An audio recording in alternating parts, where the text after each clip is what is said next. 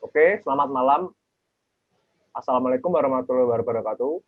Kami berdua Waalaikumsalam. di sini akan mempresentasikan rumusan masalah COVID-19 algorithm menggunakan Microsoft Excel, dan diperkenalkan di sini saya sendiri dengan nama Rizal Duridon Cahyo dengan NIM D231 18001, dan ini ada rekan saya. Silakan Mas Heri. Ya, dengan saya Muhammad Yiri Taruna dari NIM G231 Oke, baik, di sini berdua saya dan Mas Heri akan mempresentasikan dengan mata kuliah kecerdasan buatan, dan dosen yang diampu adalah Pak Arya Hidrawan. Oke, langsung saja ke presentasinya. Oke, di sini saya nomor 1 sampai nomor 5 akan mempresentasikan sebuah rumusan masalah ya, dan selanjutnya nomor 6 sampai nomor 10 ada Mas Heri Taruna yang bisa dilanjutkan nanti. Oke, yang pertama di sini ada judul paper dengan judul AirSense to Act, a concept paper for COVID-19 concern measures based on artificial intelligence algorithm and multi-source data processing. Oke, tahun paper ini dibuat pada tanggal 7 November 2020. Nah, ini link papernya bisa dilihat sendiri.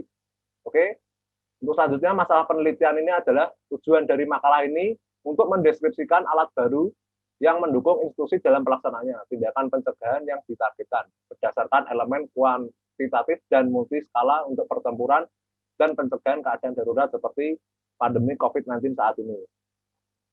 Oke, yang selanjutnya metode penelitian. Metode penelitian, model tersebut mencakup secara tertentu jaringan yang akan dilatih terlebih dahulu untuk mempelajari korelasi antara input yang dipilih, variabel lingkungan, aktivitas manusia, tingkat polusi, dan variabel epidemiologi yang terkait dengan evolusi penularan. Oke, selanjutnya ada pembahasan penelitian. Model ini didasarkan pada perpaduan data heterogen yang berasal dari berbagai sensor di papan satelit atau ditempatkan pada platform darat, baik seluler maupun tetap, selain dengan data publik lainnya yang diekstrak dari database. Semuanya diproses bersama melalui penerapan machine learning algoritma dan kerja dan perbandingan analisis sistem makro dan mikro. Beberapa data memang dapat diekstraksi dari database publik, yaitu informasi epidemiologi, nomor terinfeksi, dan lain-lainnya.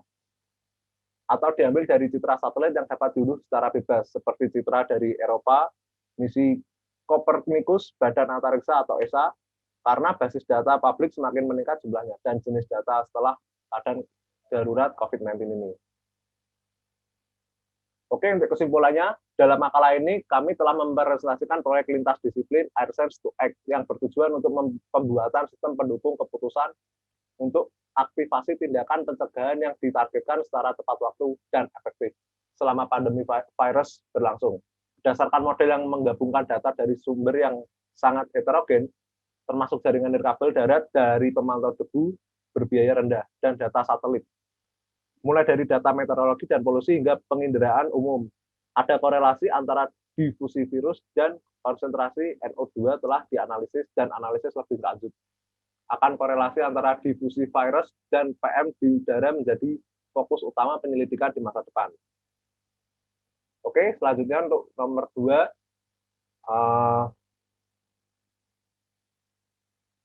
COVID-19 dengan judul COVID-19 Image Classification ya, using deep filters and fractional order marine predators algorithm. Di sini penerbitan judulnya pada tanggal 21 Desember 2020.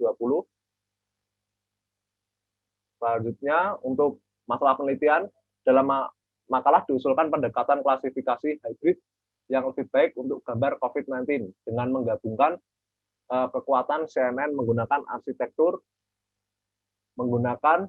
arsitektur yang kuat yang disebut inception untuk mengekstrak fitur dan algoritma pemilihan fitur berbasis swarm untuk memilih yang paling banyak fitur yang relevan. Kombinasi dari algoritma pecahan urutan dan predator laut dianggap sebagai integrasi antara alat yang kuat dalam matematika bernama kalkulus urutan fraksional. Oke, yang ketiga ada metode penelitian. Metode penelitian dalam tulisan ini diterapkan convolutional neural network atau CNN untuk mengekstrak fitur dari gambar X-ray COVID-19. Kami mengadopsi jenis CNN khusus yang disebut model terlatih, di mana jaringan sebelumnya dilatih pada kumpulan data jaringan gambar yang berisi jutaan variasi gambar, hewan, tumbuhan, transportasi, objek pada 1000 kategori kelas. Jadi pembelajaran transfer diterapkan dengan mentransfer bobot yang sudah dipelajari dan dicadangkan ke dalam struktur model pra terlatih seperti awal dalam makalah ini. Oke, yang selanjutnya pembahasan penelitian. Ahli radiologi Karadiotrax Italia, gambar negatif COVID-19 dikumpulkan dari foto cut röntgen dada yang lain.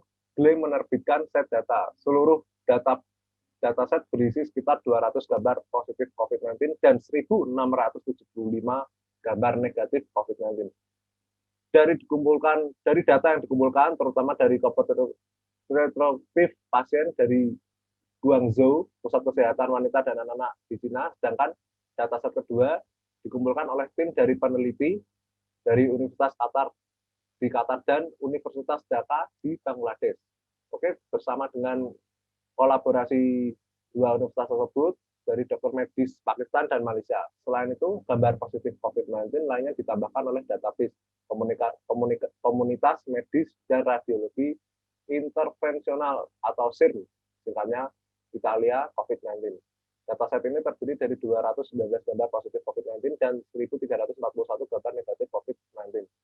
Dataset ini berisi ratusan sinar X tampilan frontal dan dianggap sebagai sumber daya publik terbesar untuk COVID-19 dengan data gambar. Mereka dikumpulkan secara manual dan berbagai repositori berbasis web ke dalam pembelajaran mesin MIL. Format ramah dengan kode pemuat data yang menyertai. Mereka juga mengumpulkan citra tampilan frontal dan lateral dan metadata seperti waktu. Mereka juga mengumpulkan citra tampilan frontal, status kelangsungan hidup, intubasi, status, atau lokasi rumah sakit.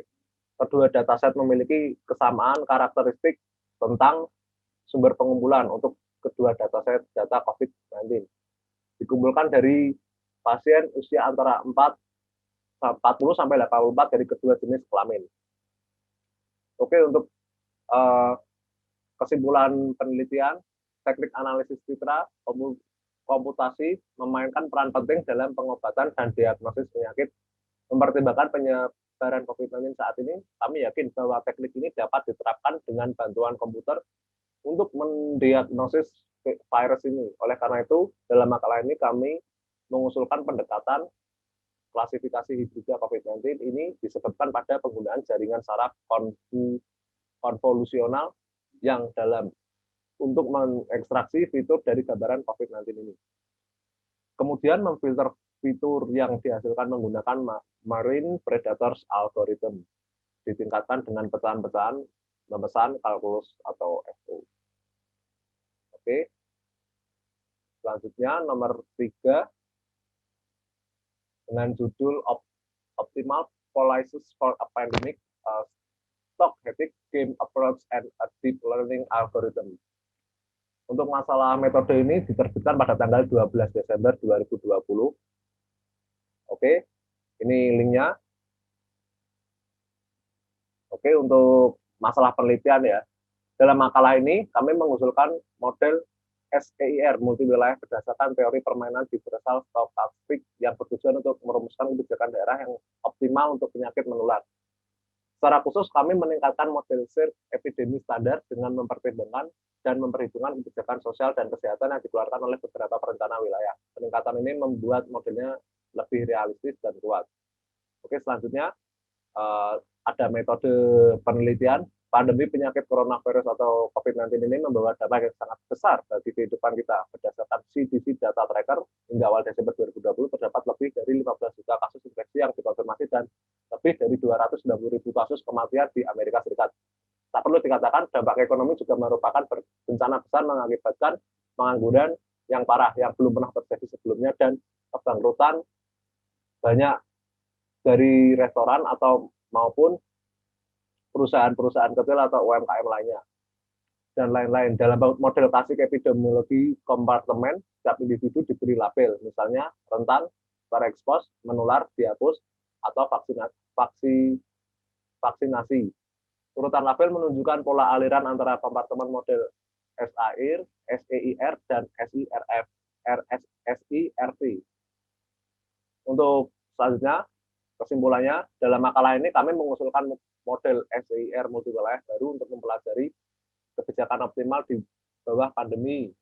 Model baru kami dibangun di atas teori permainan, memperhitungkan bagaimana kebijakan sosial dan kesehatan yang dikeluarkan oleh beberapa perencana wilayah yang mempengaruhi kemajuan penyakit menular. Fitur ini membuat file model yang lebih realistis dan kuat, tetapi juga memperkenalkan tantangan komputasi yang tangguh, sehingga dimensi tinggi dari ruang solusi dan keterkaitan yang kuat antara kebijakan perencana. Kami mengusulkan algoritma permainan dalam ditingkatkan untuk mengatasi kutukan dimensionalitas dan menggunakan model dan algoritma.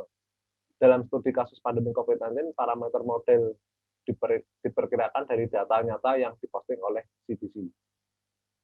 Oke, selanjutnya judul nomor keempat, yang keempat ada surveillance routing of COVID-19 infection spread using an intelligent infectious disease algorithm. Oke, untuk rumusan masalah ini diterbitkan pada tanggal 30 Oktober 2020. Oke, berikut linknya. Oke, selanjutnya ada masalah penelitian. Penyebaran penyakit penular merupakan masalah kesehatan utama untuk warga negara di seluruh dunia. Mengidentifikasi sumber infeksi kunci untuk menghentikan pandemi. Penting untuk bertindak cepat dan membatasi wilayah geografi pajanan penyakit. Di bulan November dan Desember 2019, penyakit yang sangat menular itu diketahui ketika penyakit coronavirus 2019 atau COVID-19 menyebar di Wuhan, Tiongkok sejak itu. Telah menyebar hingga lebih dari 6 juta orang dan 188 negara di seluruh dunia. Virus corona adalah keluarga besar virus yang dapat menyebabkan penyakit baik hewan maupun manusia.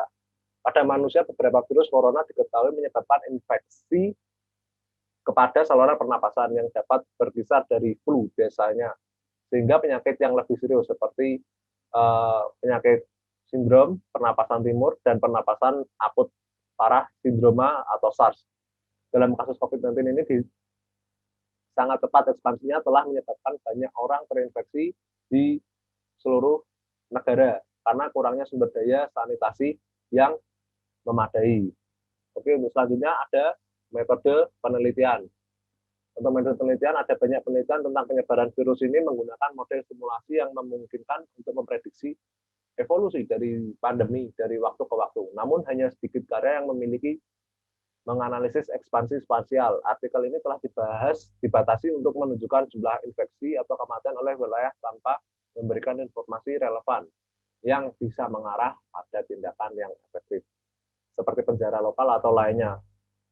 Studi ini membandingkan beberapa model yang mendefinisikan pergerakan ruang jaringan penyebaran epidemi virus Ebola di Afrika Barat. Itu model yang diusulkan menerapkan model gravitasi umum menggunakan jarak dan kepadatan penduduk untuk mendapatkan transmisi probabilitas antara berbagai kota.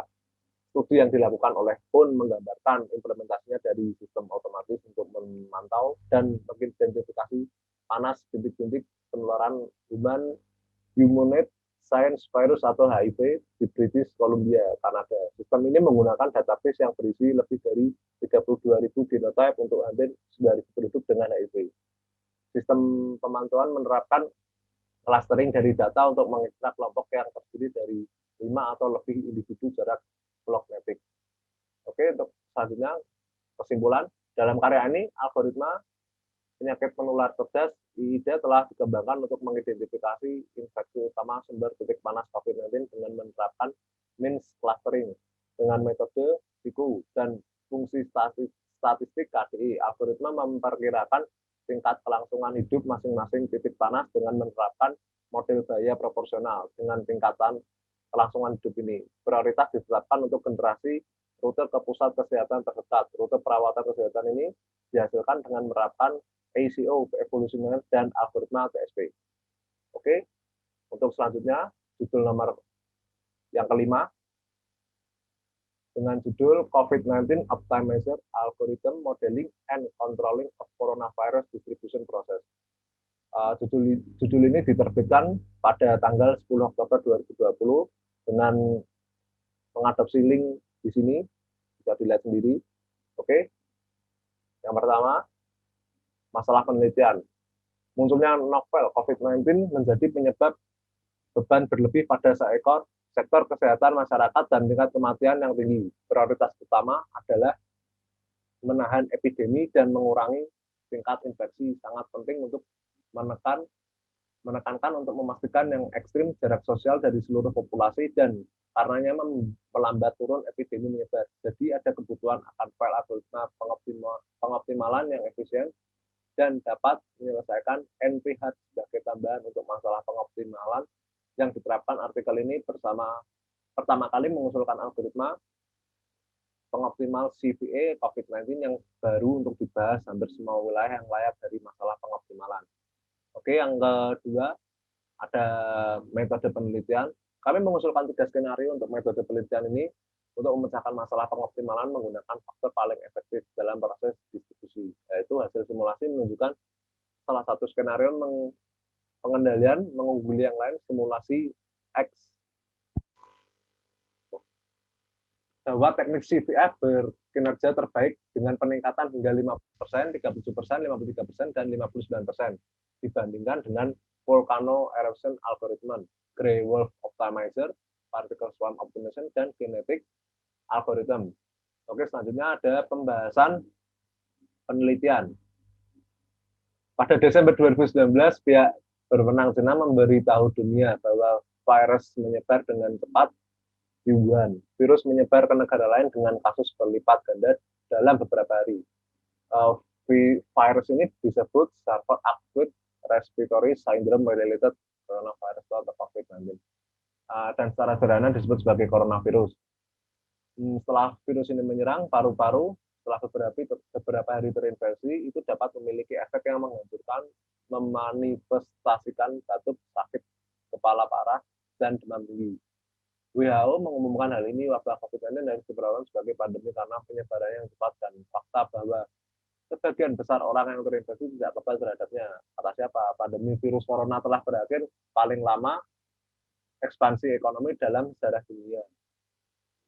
Karena orang di seluruh dunia berbeda dalam karantina massal dan berbagai besar ekonomi dunia terhenti total dengan banyak bisnis mematikan. Para ekonom percaya bahwa resesi ekonomi ini tidak seperti yang disaksikan lainnya dalam sejarah baru. Ini untuk menghadapi krisis yang belum pernah terjadi sebelumnya. Kesehatan perusahaan dan universitas di seluruh dunia bekerja keras untuk menghasilkan vaksin yang sesuai. Namun profesional kesehatan menyebutkan bahwa produksi vaksin yang efektif mungkin membutuhkan waktu yang lama. Untuk vaksin COVID-19, orang bertanya-tanya tentang saat vaksin akan siap, sedangkan vaksin tidak tersedia. Tingkat reproduksi rata-rata virus corona adalah antara 1,4 hingga 2,5%. Artinya dengan setiap infeksi lebih jauh 2,5 orang akan terinfeksi. Sebagai anggapan, pemerintah memperlakukan lockdown untuk memperlambat penyebaran dari virus ini. Pelacakan manual dari kasus virus corona yang dikonfirmasi dan dipraktikkan oleh pejabat kesehatan. Pelacakan kontak manual ini padat karya dan membutuhkan lebih banyak sumber daya untuk mengelola yang besar jumlah orang terinfeksi. Oke, selanjutnya ada kesimpulan. Artikel ini menjawab pertanyaan penting bagaimana pemerintah dan otoritas kesehatan dapat melindungi orang dari penyebaran COVID-19. Untuk mencapai tujuan ini, kami membuat model proses distribusi virus corona sebagai masalah pengoptimalan untuk meminimalkan jumlah negara yang terinfeksi COVID-19 dan karenanya memperlambat penyebaran epidemi. Ini pasti akan memudahkan tindakan penguncian. Kemudian 3 skenario diusulkan untuk mengatasi masalah pengoptimalan menggunakan yang paling efektif faktor dalam proses distribusi. Kami juga mengusulkan sebuah novel COVID-19 mencakup hampir semua daerah yang layak dari masalah pengoptimalan. ini sudah dikonfirmasi melalui proses distribusi virus corona yang disimulasikan di beberapa negara di seluruh dunia. Simulasi ekstensif menggunakan beberapa masalah pengoptimalan teknik telah menunjukkan efisiensi algoritma CVE yang diusulkan. Oke, dari sini saya sudah selesai presentasi nomor 1 sampai nomor 5. Di sini akan dilanjutkan oleh Mas Yeri Taruna ya, nomor 6 sampai nomor 10. Oke, silakan Mas Yeri dilanjutkan. Ya, terima kasih Mas Yadu. Saya akan lanjutkan presentasinya. Untuk selanjutnya, saya akan mulai dari nomor 6, yaitu paper yang berjudul Decision Making Algorithm for Learning and Adaptation with Application to COVID-19 Data, yang diterbitkan pada tanggal 14 Desember 2020. Di sini sudah tertera linknya, dan di sebelah ada masalah penelitian, yaitu pekerjaan ini berfokus pada pengembangan keluarga baru algoritma pengambilan keputusan untuk adaptasi dan pembelajaran, yang mana secara khusus disesuaikan dengan masalah keputusan dan dibangun dengan membangun prinsip-prinsip pertama dari teori keputusan. Lalu ada metode penelitian. Untuk metode penelitian yaitu usulan skema baru dimaksud sebagai BLLR dan menunjukkan penerapannya pada data nyata dari pandemi COVID-19 di Italia. Hasilnya menggambarkan kemampuan alat desain untuk melacak berbagai fase wabah. Kemudian ada pembahasan penelitian. Dalam literatur adaptasi dan pembelajaran, masalah keputusan telah didekati dengan mengeksploitasi skema dan protokol yang awalnya dibuat untuk masalah estimasi. Sejak masalah keputusan dan estimasi berbeda secara struktural dan banyak hal masuk akal untuk memulai yang baru, dengan tujuan mengeksplorasi kemungkinan alternatif untuk komponen LMS dengan kinerja yang lebih baik untuk tugas pengambilan keputusan. Idenya adalah untuk memodifikasi algoritma keputusan klasik untuk membuatnya lebih sesuai dengan konteks adaptasi. Yang terakhir ada kesimpulan.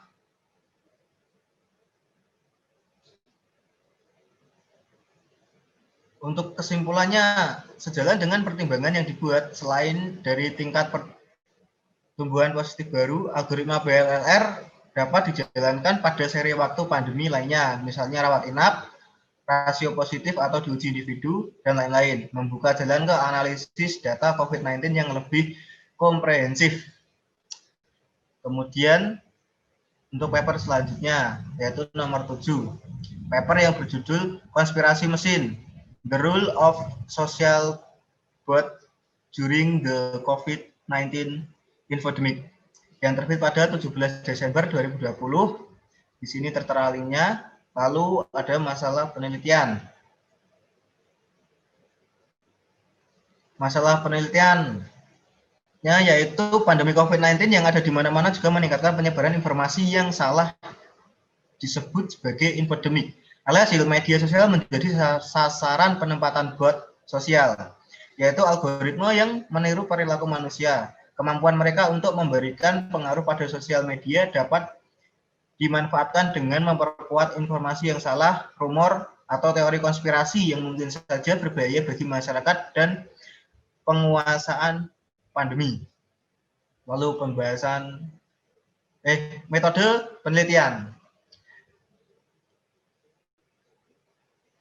Untuk metode penelitian yaitu dengan menerapkan deteksi dan konten bot sosial, teknik analisis. Penelitian ini bertujuan untuk mengetahui sejauh mana sosial bot mengganggu pembahasan COVID-19 di Twitter.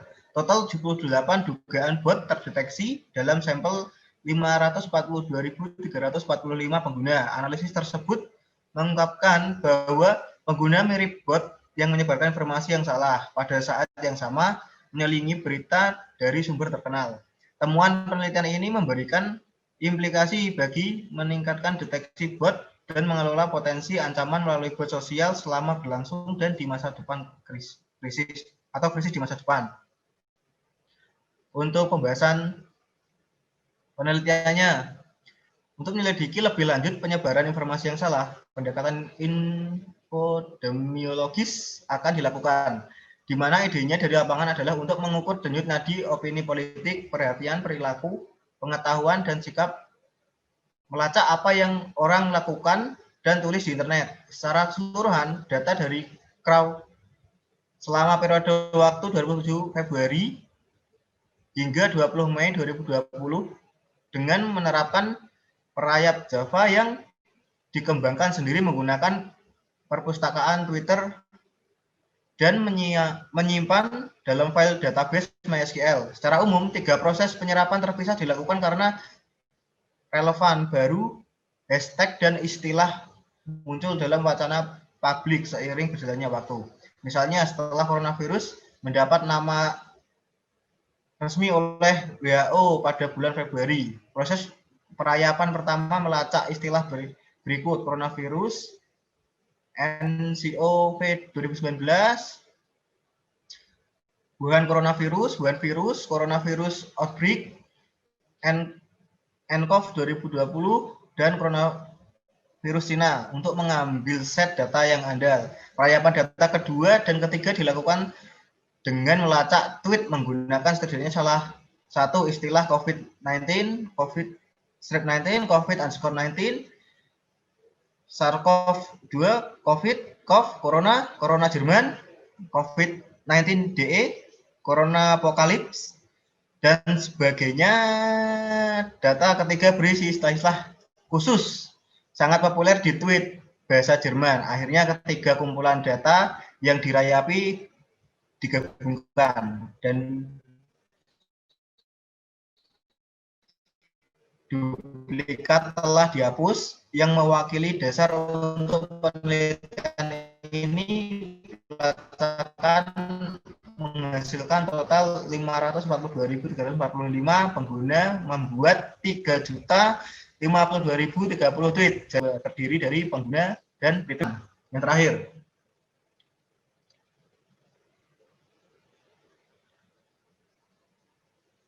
untuk simpulannya, yaitu tujuan dari penelitian ini adalah untuk mengetahui sejauh mana dampak bot sosial terhadap jaringan oleh menyebarkan misinformasi atau teori konspirasi, dan untuk memberikan evaluasi apakah bot sosial yang teridentifikasi dapat dianggap sebagai ancaman yang diukur dari pengaruhnya, terutama dalam hal ini pandemi global. Bot sosial telah diabaikan sejauh ini, dan tujuan dari penelitian ini adalah untuk mendapatkan yang baru wawasan tentang bagaimana bot sosial diterapkan dalam konteks ini. Untuk paper berikutnya, yaitu nomor 8, dengan paper yang berjudul Classification of COVID-19 in Chess City Image Using Convolutional Support Vector Machine, yang diterbitkan pada tanggal 11 November 2020. Di sini ada linknya dari arsip ORG. Kemudian ada masalah penelitian, yaitu coronavirus 2019 atau COVID-19 yang muncul di Wuhan, Cina, dan memengaruhi seluruh dunia, menimbulkan kerugian kehidupan ribuan orang. Diagnosis manual tidak efisien karena penyebaran virus ini cepat. Untuk alasan ini, studi deteksi COVID-19 otomatis dilakukan dengan dukungan algoritma kecerdasan buatan. Kemudian untuk metode penelitian,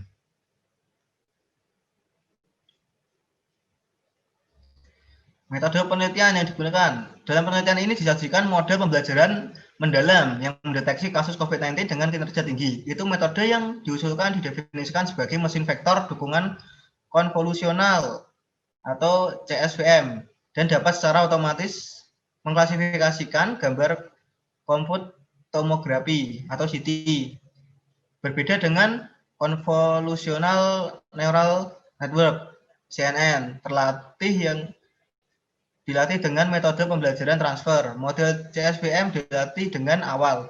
Untuk mengevaluasi kinerja CSVM metode, dataset dibagi menjadi 2 bagian. Sebagai pelatihan 7% dan pengujian 25%. Model CSVM terdiri dari blok yang berisi 3 jumlah kernel SVM yang berbeda. Hasil ketika kinerja jaringan CNN terlatih dan model CSVM dinilai CSVM atau 7x7, 3x3, model 1x1, menunjukkan kinerja tertinggi dengan 94,03% ACC, 96,09%. Ini mungkin istilah dari sana saya tidak paham ya. Saya hanya membacakan saja ya Pak. Ya, sedemikianlah. Yang kemudian ada pembahasannya. Support vektor mesin atau SVM adalah salah satu pengklasifikasian terbimbing paling populer dalam literatur. Itu adalah sebuah metode yang memecahkan masalah overthinking menggunakan prinsip margin maksimum atau jarak. Algoritma SVM dilatih dengan fitur yang diekstrak secara manual atau otomatis untuk memecahkan berbagai masalah pengenalan. Vektor dukungan konvolusional mesin atau CSVM biasanya bekerja sama dengan ekstraktor fitur CNN untuk memenuhi tugas klasifikasi. Dalam algoritma ini, convolution filter digunakan untuk mendapatkan peta fitur. Dibandingkan dengan CNN, standar struktur, algoritma CSVM adalah teknik pembelajaran mendalam berdasarkan metode SVM. Ini tidak menggunakan algoritma propagasi mundur untuk memperbarui bobot dan bias. Kemudian ada simpulannya.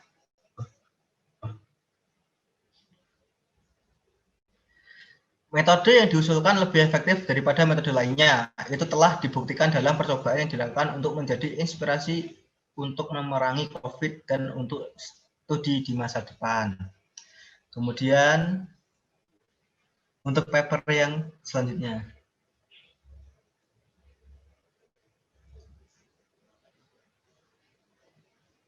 Paper nomor 9 yang berjudul Novel Feature Selection and Voting Classifier Algorithm for COVID-19 Classification in City Image. Diterbitkan 12 Oktober 2020. Di sini ada link dari IEEE. Kemudian ada masalah penelitian. Diagnosis merupakan langkah preventif kritis dalam penelitian coronavirus yang memiliki manifestasi serupa dengan jenis pneumonia lainnya. CT scan dan sinar X memainkan peran penting ke arah itu. Namun, memproses gambar CT dada dan menggunakan untuk mendiagnosis COVID-19 secara akurat membutuhkan biaya komputasi yang mahal. Kemudian ada metode penelitian.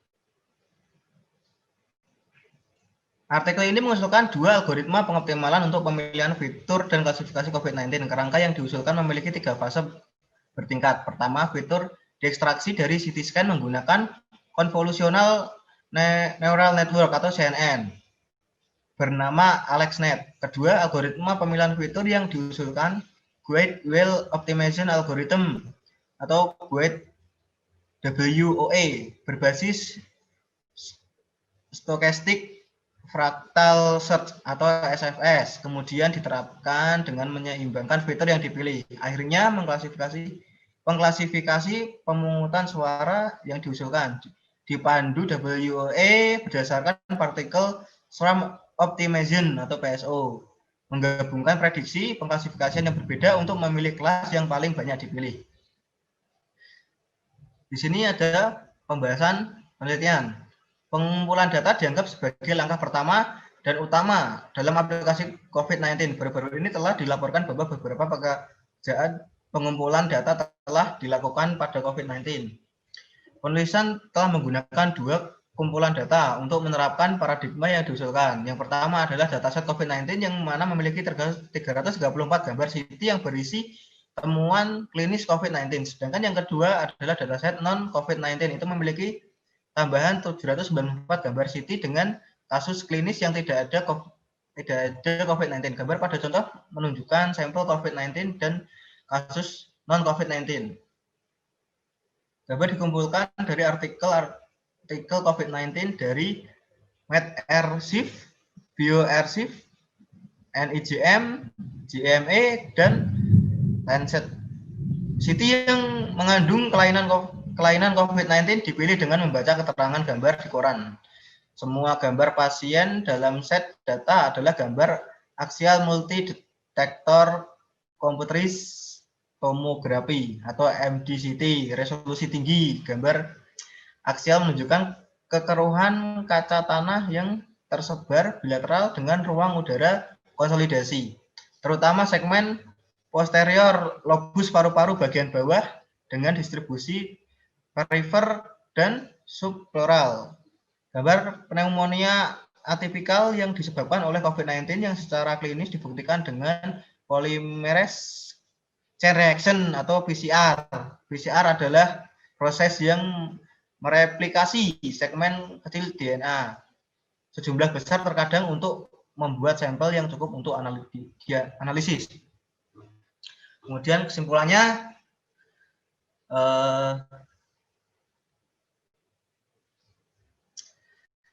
analisis statistik Williscom Ransom, ANOVA, dan t-test menunjukkan keunggulan dari algoritma yang diusulkan. Pemanfaatannya masing-masing fase berturut-turut bertujuan untuk meningkatkan akurasi secara keseluruhan, menawarkan paradigma yang layak dan dapat diandalkan dalam pertempuran melawan penyebaran COVID-19.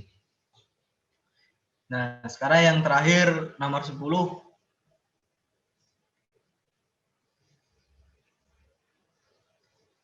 Untuk paper nomor 10 berjudul An Age-Based Social Distancing Detection Service to Mitigate COVID-19 Propagation yang terbit pada 17 Oktober 2020. Di sini ada linknya yang bersumber dari IEEE. Kemudian ada masalah penelitian. Virus COVID-19 sangat mempengaruhi kehidupan kita sehari-hari. Tanpa ketersediaan vaksin atau pengobatan yang mapan dan efisien, kita harus menerimanya. Salah satu cara untuk mengurangi penyebaran virus adalah dengan menghormati jarak sosial antar orang. Memang banyak pemerintah telah mengadopsinya sebagai salah satu solusi utama untuk mengurangi penyebaran virus. Namun penerapan jarak sosial sulit dilakukan di antara populasi. Lalu ada metode penelitian.